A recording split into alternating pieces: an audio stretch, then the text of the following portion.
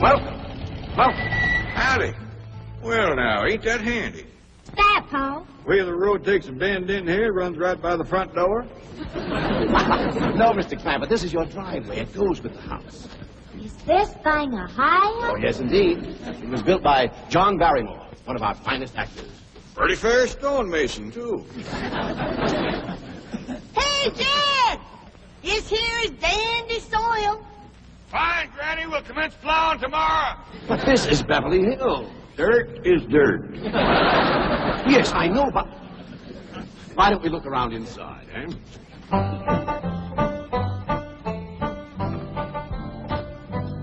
Well, here we are. I hope you're going to like this place I picked out for you. It may be a trifle larger than what you're used to, but I feel a man with $25 million in my bank should live in a manner that... Come in, this is your home.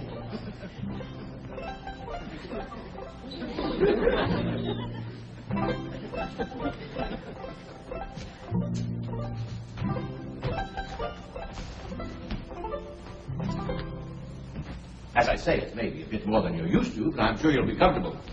Now, my secretary will be over right away to help you with the hiring of servants or whatever problems you may have. She's a very efficient girl, Miss Hathaway. Jed?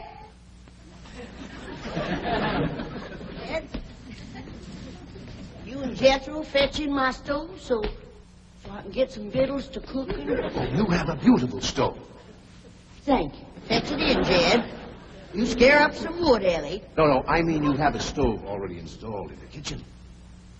Where's that? I'll show you. Excuse us. Elly, you go with Granny. She'll still need you to fetch some wood. Sure, Paul.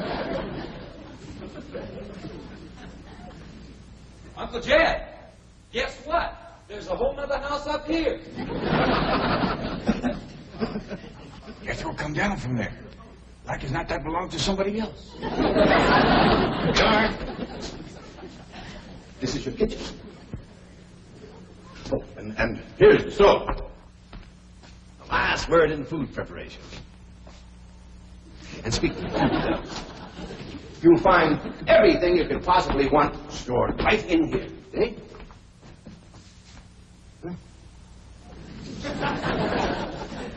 Well, I'll leave you ladies to your culinary delights.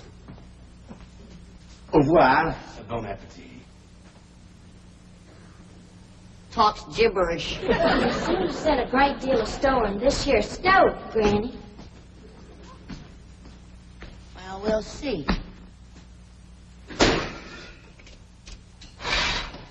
Elly, you run out and fetch some wood.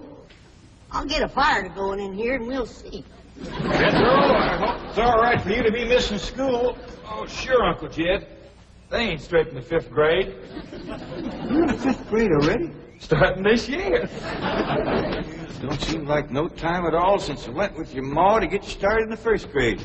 You was 6 years old. No bigger than that. We drove clean over to Oxford so you could go to the same school your pa went to. You wouldn't know that town today, Uncle Jed. Oxford? Yes, sir. Where that town has growed and spread out and built up and just kept getting bigger and bigger. Where today, well, I bet you there must be at least 3 or 4 dozen people living there. A place like that's all right to visit, but I wouldn't want to live there. Do you have any assistance? No, thank you, Mr. Drysdale. We were just talking about Jethro here getting back to school. Oh, well, we have some excellent educational facilities out here, Mr. Clampett. Where do you go to school, Jethro? Oxford. Yeah, you see, Jethro's ma, that's my cousin Pearl. She married an Oxford man, so naturally Jethro, he goes to school there, too. I'm the champion crawdad eater. At Oxford? Jethro put away 3 buckets of crawdads. 4. And he's learned to cipher and everything. Cipher some for Mr. Drysdale. 1 and 1's 2. 2 and 2's 4. 4 and 4 is 8. I have to take off my shoes to get any further than that. Never mind. I'm sure we're thinking of 2 different Oxfords. You see, this one is very, very famous and very old. That's where Jethro goes to school. Been there since pioneer days. That's how come it got its name. It's where the oxen used to ford the river. So folks took to calling it Oxen Ford, and later on got shortened to Oxford. Well, I'll be running. Oh, by the way, here are your keys. My secretary should be over very soon. Well, thank you very much, Mr. Drysdale, for everything you've been doing for us. Oh, it's my pleasure, Mr. Clampett. You see, I'm not only your banker, I'm your next-door neighbor. Well, say, now ain't that nice? Well, now, why don't you bring your missus over tonight for supper, and I'll have Granny womp up a mess of grits and hog jowls. Well, you see, right now my wife is in Boston. Well, that's too bad. When she'll be back? Not too soon, fortunately. I'll see you later. Well, thank you, Mr. Drysdale. So long. Uncle Jed, you reckon one of these days I can have me a little bitty old taste of Granny's moonshine? Now, Jethro, you know the family rule about Granny's moonshine? You get your first taste on your wedding day and not before. Well, Uncle Jed, that might be an awful long time. I ain't even got me no sweetheart. How come? Why, back home, every time I get me a girl, one of them there big fellas will take her right away from me. Maybe out here in Beverly Hills. Paul, could I please have the axe? I gotta split some wood for Granny. Fetch it, Jethro. Ain't this place got a wood pile? Not that I can find. But I found a whole row of black old dead tree trunks, pretty near as high as this height. Is it kind of big for you to tackle? Well, shucks, no, Paul. They're only this big around, and all trimmed and topped and strung together with the black rope, so as no matter which one you cut, the others keep it from falling. Somebody had a right smart idea. Just the same, I think I'd rather have Jethro do the cutting. Oh, Paul, let me. Cutting trees and chopping logs ain't no work for a girl. I'm just as strong as Jethro. You ain't neither. I am so. You ain't neither. I am so, too. You want to wrestle? Darn too. Now, here. That ain't no fair fight. Somebody's gonna get hurt. Now, yeah, you see? You're getting too rough. Jethro. A person can get crippled from a hold like that. Get up from there. I can't, Uncle Jed. You turn him loose and get up from there before I take the strap to the boot. Now, here, you get out there and chop down one of them tree trunks and saw Granny some nice logs. Yes, sir, Uncle Jed. Could have whooped you if you hadn't tripped me. Okay? Come back here and sit down. I want to talk to you. Whooped him fair and square, and I'll do it again. You won't. That's what I want to talk to you about. Elly, maid? You're getting too big to wrestle with boys. I ain't as big as Jethro. Big that way, I mean, growed up. You're a young lady now. You gotta start minding your manners and fixing yourself up real nice and wearing dresses. Paul, folks would call me a sissy. It ain't sissy for girls to act like girls. You see, Elly, I raised you like a boy, and I was wrong to do it. I reckon every man liked to have a son, and you was my only young'un. And when your ma passed away, I just decided to turn you into a boy. By the time Granny come to help out, you was too wild to tame. By thunder, you could outrun, out-climb, out-fight, and out-shoot every boy in them hills. Still can, Paul. Yeah, but it ain't fitting. It ain't right for folks to go against nature. Now look at old Duke there. Reckon we could turn him into a cat. Of course not. That's right. Because nature made him into a dog. The same way nature made you into a girl. And lately she's getting more and more positive about it. You mean my ears is grown? No, nothing like that. You're pretty. Oh, Paul. I know you don't like it when I say that, but you like it when the young fellas around here come in saying it, and they will. Only they'll probably be using words, fancy words I won't even understand. But Elly, me, ain't nobody can ever tell you how pretty you really are, Sydney. You're a living picture of your mom.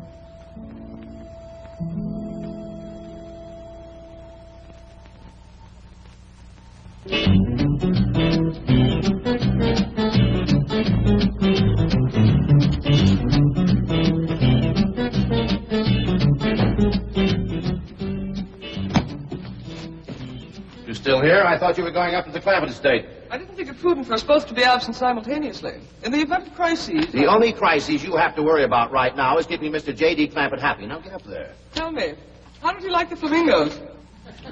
What flamingos? I thought pink flamingos around the swimming pool would add a rather elegant touch. Mr. Clampett is not a man educated to elegance. That will take time. Right now, there are more pressing problems. Of course, getting settled, the servant problem. Well, whatever they are, just get up there and solve them. Now, J.D. Clampett is this bank's largest depositor, and I'm making his satisfaction your responsibility. I accept the mantle of responsibility with which you have cloaked my shoulders. And I shall so conduct myself that if this great financial institution shall last 1,000 years, people will still... This was their finest hour. And he would, all right. Got a lot of pitch and tar in it. Ought to burn real good. Yeah. That flimsy grate holds up. Granny, this is top of that tree trunk. You want I should split it up too?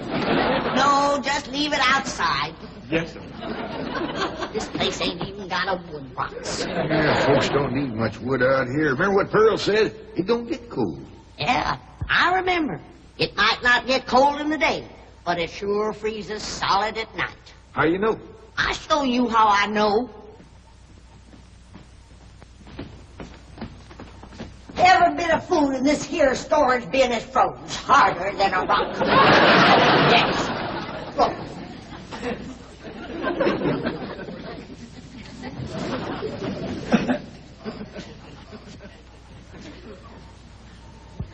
Mighty thin-skinned hog.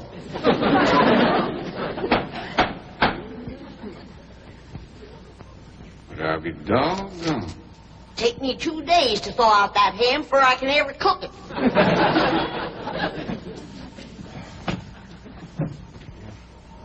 People ought to know better than store food up against the north wall. Tomorrow we'll dig us a root cellar and we put all this stuff in it. Jethro, go on out there and catch us a chicken. Okay, Uncle Jay.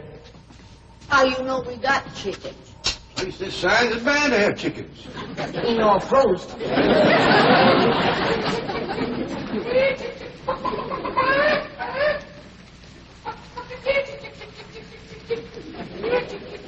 Chick, chick, chick, chick, chick, chick, chick.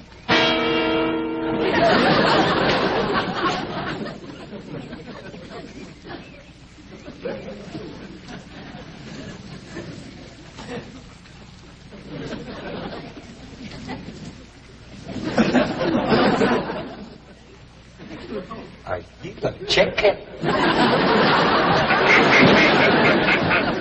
Here's that bucket. You want it?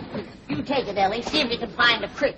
I gotta have some water. You know a pump on this place? It ain't even got a well. Uncle Jed, Uncle Jed. Yeah, boy, did you find a chicken? I found something. I ain't sure if it's a chicken, a goose, a duck, or what. Where is it? I couldn't catch it. That thing can outrun a jackrabbit. There ain't no goose or duck. A chicken. If it is, I was right about things growing bigger out here. That thing was this high. A chicken? Ah, Jethro. Honest, it's got legs this long. Gibby's on the drumstick. Drumstick ain't much. Whoever gets that neck is eating from now on.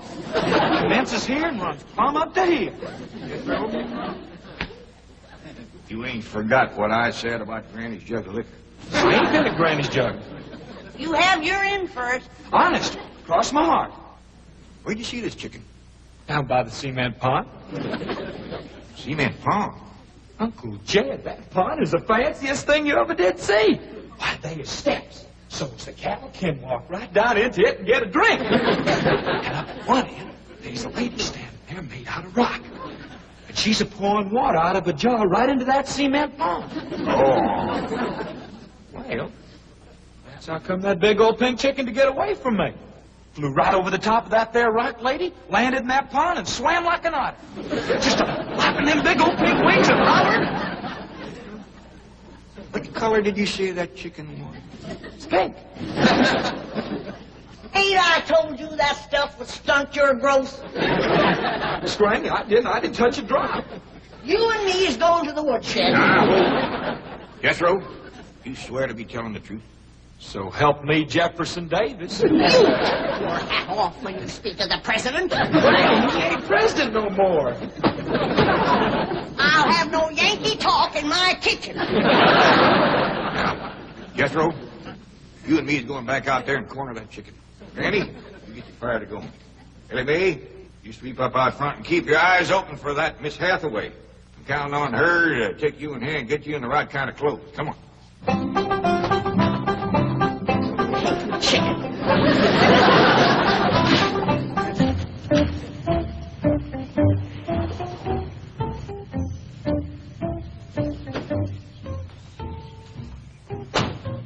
You there, young man.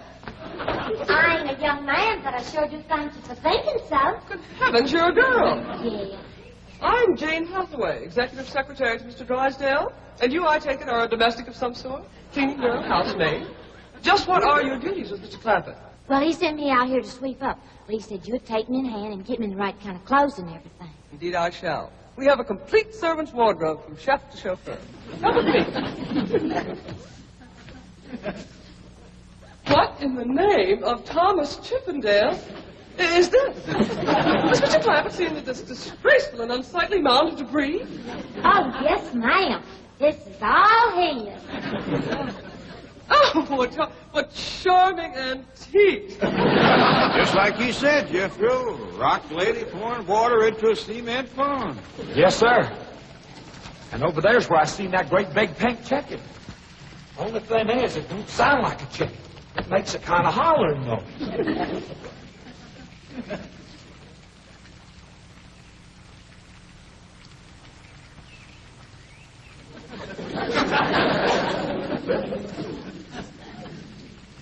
Reckon you'd make a hollering noise, too, if you was to lay an egg like that. Man, oh, man.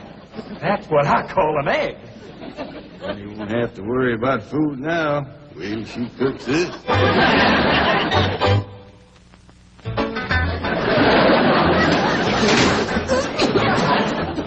That lame city stove don't draw worth nothing. Granny, look at this egg. What's all the smoke? Stove don't work. Oh, it's just a stuffed-up flue. Ain't got a flue. Ain't even got a stovepipe. Well, I'll get the shovel and a hoe and rake it out of there. You keep this egg.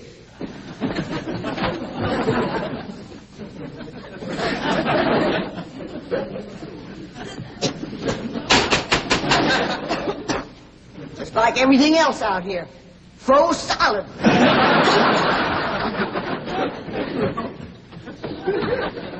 Really, my dear, you look quite charming. Well, I feel like a dead blind Oh. fool.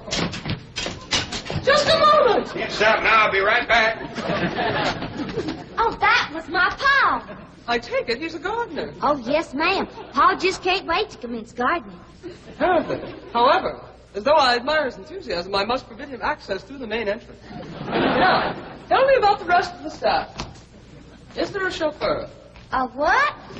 Someone who does the driving. Oh, yes, ma'am. That's Jethro. Of course, I don't reckon he can stay around very long. He's got to get back to Oxford and go to school. Oxford? He attends Oxford University? Well, he just calls it school. Pa went to school there, too. Oh, yes. Old school time. Great pride, those Oxford men. Sorry I couldn't stop before. Granny was having trouble in the kitchen. Pa, do I have to wear this here stuff that Miss Hathaway... No, there can be no appeal from Mr. Clampett's orders. Thank you, ma'am. Glad to see you taking the firm hand. Elly May, that's right pretty. Makes you look taller. She got me walking on pegs. We'll run in and show Granny. And get rid of those old clothes, dear. Granny, I presume, is the cook. Yes, ma'am, but she ain't too happy about it right now. I shall deal with her directly. Now, let's see. Maid, gardener, cook, chauffeur. Oh, I understand Jethro is an Oxford man. You bet he is. I'm quite anxious to meet him. Don't blame you. Fine-looking young feller. Single, too. And he's on the lookout for a girl. Oh. I am only interested in the intellectual rapport which I would naturally have with an Oxford man. I presume he went to Eton as a boy. If I know Jethro, he went to Eton the minute he was born. Yes, of course. I suppose his father matriculated him. I kind of think maybe it was his ma. Oh, well, no matter. At any rate, he's an eating man.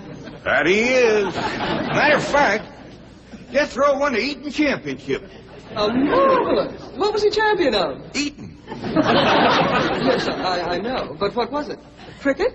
Oh, no, it was crawdad. I don't think even Jethro would eat crickets. I was referring to the game of Kid, cricket. Kid, where's the axe? I'll fetch it, Granny. You talk to Miss Hathaway.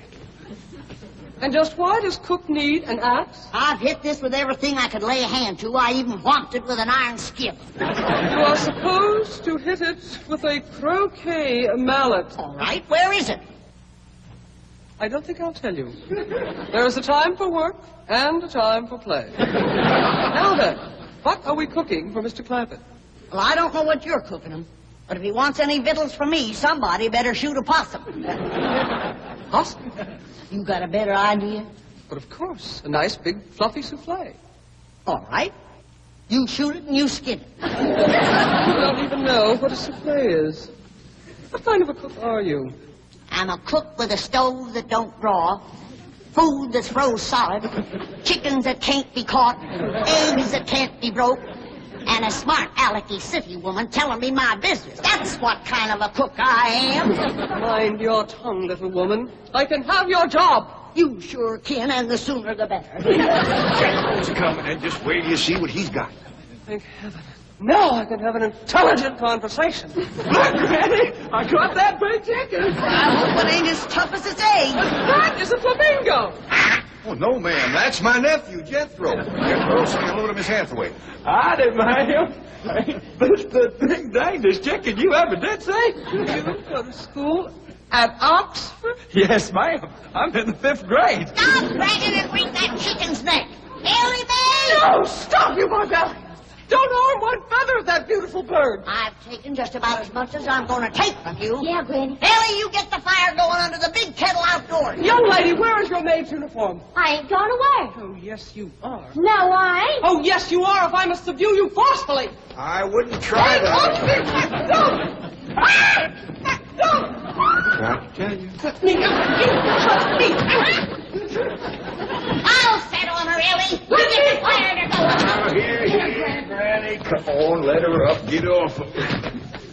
You are discharged! All of you! Sacked! Fired! You are the most incompetent, insubordinate, belligerent group of domestics it has ever been my misfortune. Hathaway! Ah, Chief, you're just in time to help me take disciplinary action. You're fired. I've already told them. Not them, you. These people are the Clampetts. Clampett? Yes, that's right. Now go back to the office and pick up your severance pay. You are through. Now, Mr. Drysdale, hold on a spell. I reckon there's been a kind of a misunderstanding. But this little lady's been a right big help to us. Why, she fit in just like one of the family. Matter of fact, her and me is going out hunting. Ain't that right, Miss Hathaway? Yes, indeed. Yeah. Jethro, you can take that pink chicken back out to the cement pond. We're going out and shoot us a nice big fluffy souffle.